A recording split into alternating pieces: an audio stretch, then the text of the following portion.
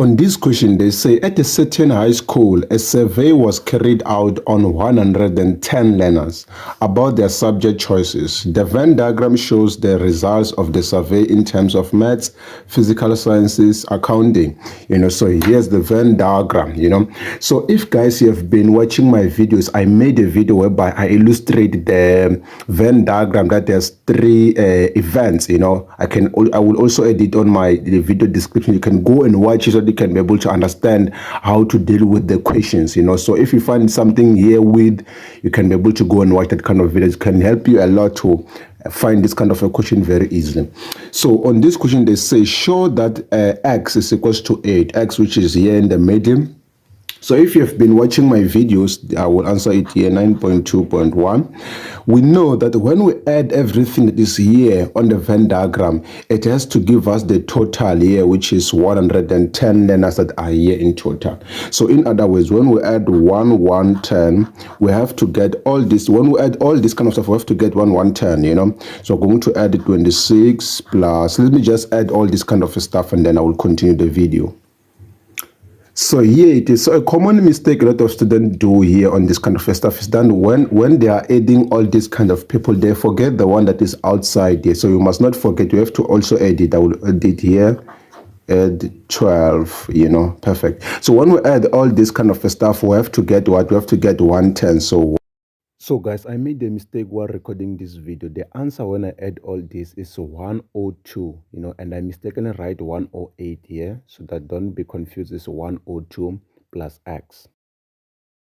So from here on, our x obviously is going to be equals to 8 because we're going to take this one to the other side, which is going to give us 8, So going to 9.2.2, they say, calculate the probability that a learner chosen at random does only one of the three subjects, So as I illustrated in my previous video, guys, when they say they want the probability of someone who's chosen that does only one of the three subjects. What they mean here is that someone who's doing maths only or physics only or accounting only. So they want to know the probability of those kinds of people that can be able to do only one of those kinds of stuff. So they want the probability of only one subject, someone who that's only just doing one subject. So for that, we just have to add the one. We have to go to our Venn diagram and look for the one that is doing only. This one is 24, is doing physics only, and this one is doing maths only, this one is doing accounting only, This kind of people that are doing only. So we have to add all this so that you can be able to find our probabilities. We're going to say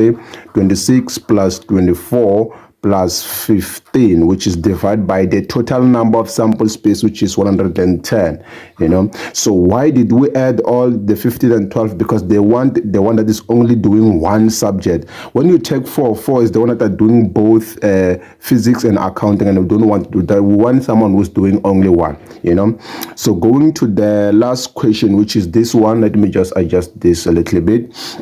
So they say calculate the probability that a learner chosen at random does maths and accounting, but not physical sciences. So on this one, you have to be very, very careful. In other words, what they're looking for here, they're looking for the probability of someone who's doing maths and accounting, but not physics. So which means and not P. I will put P for that one. So this is the probability of maths and accounting, not physics, So the one that are doing both maths and accounting, but not physics, where can we find them? So for accounting is this one, for maths is the one, for physics is this one, So this one is also 8. We already find it is 8, So we're not going to add this 12 plus 8. No. Why are we not going to add this 2? Is because they want someone who's doing maths and accounting, which for both maths and accounting is this one,